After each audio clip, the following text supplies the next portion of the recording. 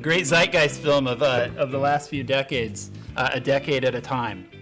Let's start with 80s, since that's the first decade of which most of us had some kind of consciousness. Okay, I would say Diva, probably be mine, both for the visual look, and also, I mean, it seems both ahead of its time. I think also kind of captures that sort of 80s cinematic aesthetic. And for me, it seems like the Zeitgeist movie has to have some kind of basis in youth appeal. It's hard for me to imagine a Zeitgeist movie not being available as a poster that you could purchase on a college campus. Oh, I thought the Diva poster is very popular among kids. that's true. Yeah. Well, actually, I think the Diva actually, it wasn't a hugely popular film. It was popular among art house crowds, but it did capture, I mean, it was part of this whole movement of the cinema de look, which is like Luc Besson, and I can't remember the name of the director, but it's all about the visual cinema, and it's something about, which is very relatable to the MTV at the time, which is all about visuals. And also you had this kind of like punk thing, kind of in post-punk culture of, I mean, kind of this sort of youth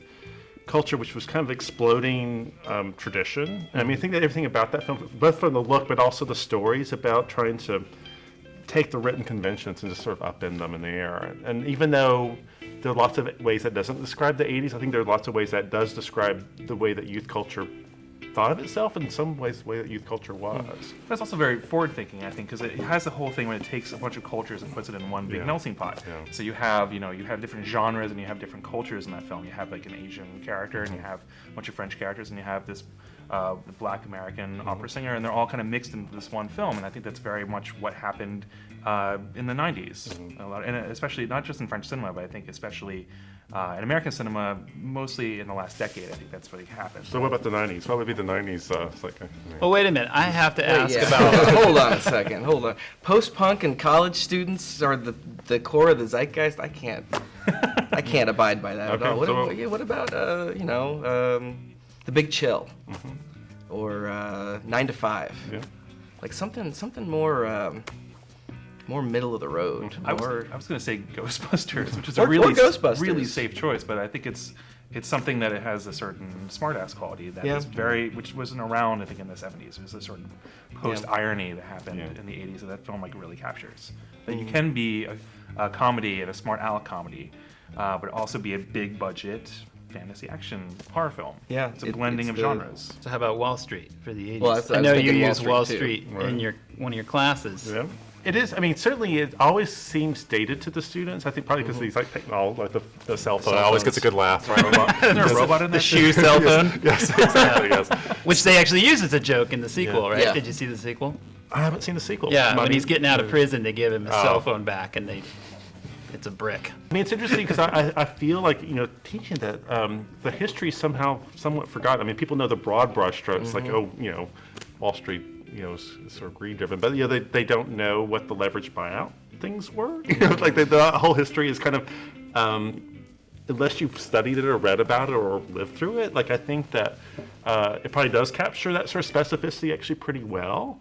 And it's interesting teaching it now because the kind of crimes that we sort of see in Wall Street now are completely different than the ones that he saw then. Yeah. I think that's a fascinating difference. Although, what year did Boiler Room come out? Wasn't that like 2000. 99, 99 or 2000? 2000. Yeah. So- The Ben Affleck. I think It was that's like the I think generation that after I think Wall that's a Street. good Yeah. category, good nomination. Zeitgeist movie? Yeah, Zeitgeist film. Yeah, especially that It's scene. a little prescient, and so I mean, you can see the writing on the wall, but nonetheless, Does the Zeitgeist movie change over time? I mean, I would think that necessarily it does, but at the same time, you guys were a lot more conscious in the 80s than I was. So you guys. Yeah. You guys have not a lot more, but A little more. a little more. So all of my experience of the 80s is essentially secondhand. Unless you're talking about Romper Room. well, I'll see that with the Ghostbusters example versus Yeah. say Big Chill, because I think that Ghostbusters is something that Gen Xers will often give up as a Zeitgeist because we were young when it came out. Whereas I think people who are a little about 10 years older or more will perhaps give Big Chill probably a bit more credence because that was the film they would be watching more than perhaps Ghostbusters. So I think you're right. I mean, there's this sort of subcultural and generational kind of. All right, what about the 90s? Well, Pulp Fiction Yeah, is, again, a really safe choice. That was certainly a major, I think, turning point in cinema, American cinema. Yeah, that's another thing where like the problem I have with Diva is you're saying you start to talk about movies that sort of mean something to a lot of filmmakers and Well, meant a lot to the world of cinema, and maybe not to like a broader. Well, I went the other direction, I think, for the 90s. I went with Field of Dreams. Field of Dreams. All right, let's hear it. It's a kind of about this conservative nostalgia that I think defines a lot of 90s American culture. Weirdly enough, I mean, if you think about 90s as perhaps the first kind of truly postmodern decade in which you have this sort of echoing of previous decades without all come together without a sense of historical distance. You can see it in fashion, you see it in politics, you see it, I think in a number of terrains. But I mean, I think that's what I buy it. Okay. Yeah, it makes sense. I've got a different choice. Disney's Aladdin. To me, Okay. it's because the Disney Renaissance for kid and parent culture, which I think gets you some pretty broad swath. Basically, everybody except the culture that we tend to, associate with Zeitgeist, captures everybody, and is the absolute most 90s, if you want to call it postmodern, of the Disney films. I watched it again recently, and I was kind of astonished to see how many like self-referential jokes there were in it for how broad its appeal was supposed to be. Lots of Disney merchandise commenting on itself as Disney merchandise, and they even have this kind of like wishy-washy female empowerment angle. Like Jasmine is girl power, is that whole movement. So I think there's a lot of different zeitgeists that get captured in that film, and it probably made $100 bajillion. And it has that weird thing where Robin Williams is kind of playing himself Right. as an animated character. And which it has which the- I yeah. don't think Disney had really done Yeah. before that, but now they've done it like many times. Yeah, and it has since, that. It right? has what you were talking about, which is the kind of the complete lack of historical distance, where you get Ed Sullivan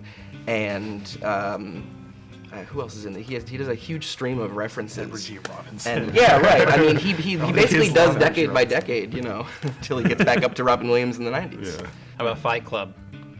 I was actually going to argue that was for the aughts. That would be more of an aughts film because it came out in '99 and it was completely ignored except for a small group of like people. That's true. Myself. And then a couple years later it came out on DVD and it was embraced by including like the people it was actually making fun of. I feel, which is people who are like young men who feel that they are emasculated.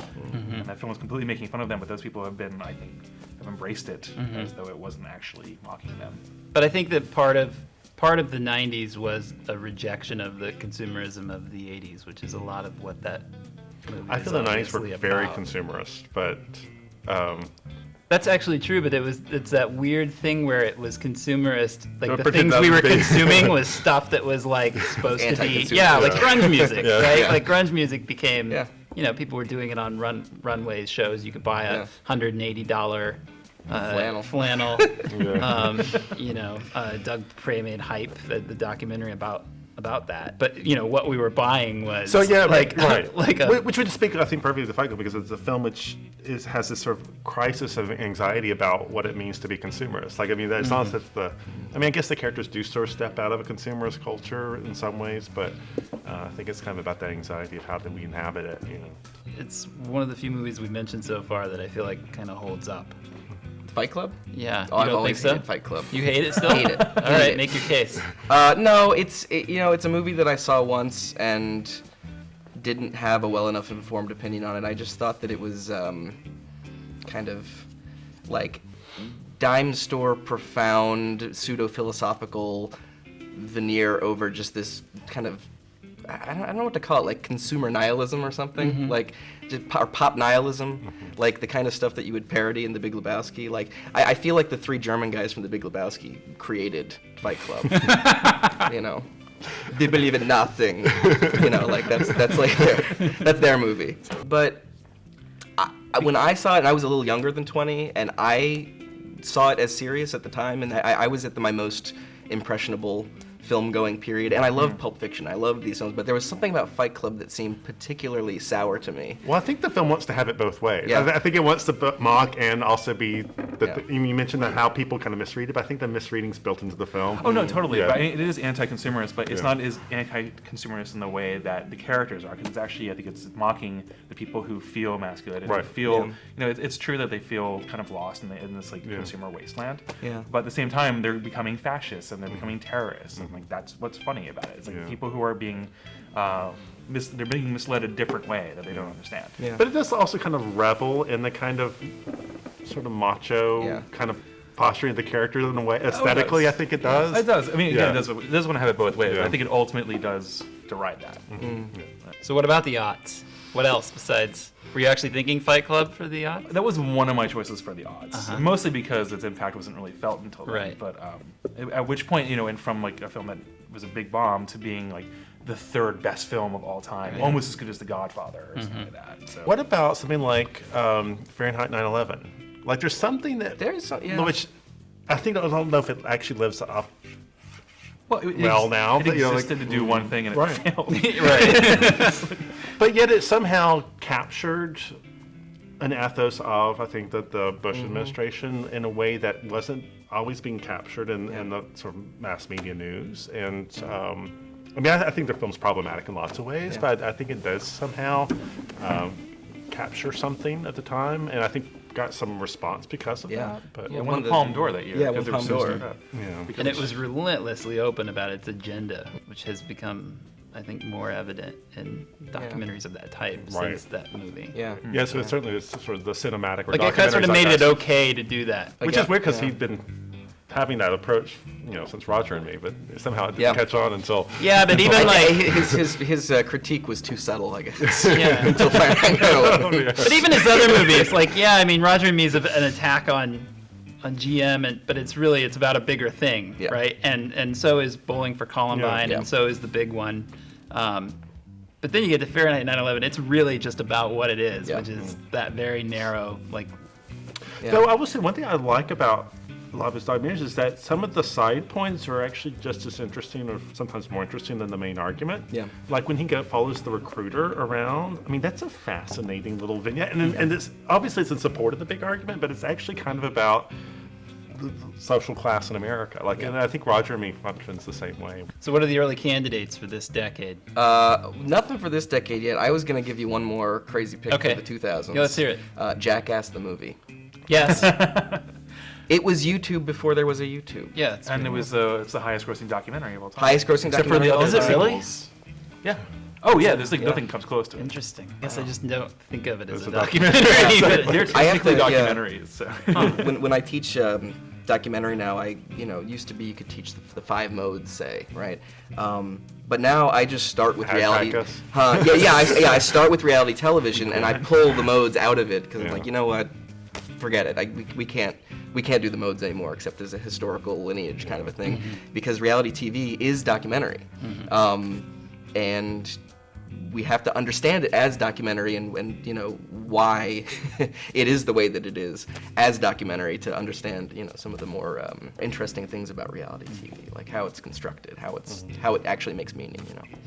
But Jackass manages to be it hits the documentary requirement, which seems to be kind of emerging through this Michael Moore conversation about the zeitgeist in the 2000s, where documentary was like a word that people started to hear in public, which is crazy. But it's also just an entertainment film. I mean, it's a pure entertainment film that strips any pretense of plot. I was sitting back and I was like, I no longer care about anything that I've traditionally cared about in film. Like, I don't care about meaning, and I don't care about plot. That's how I go to the characterization. movies from May to August. Yeah? Yeah. What else can you do?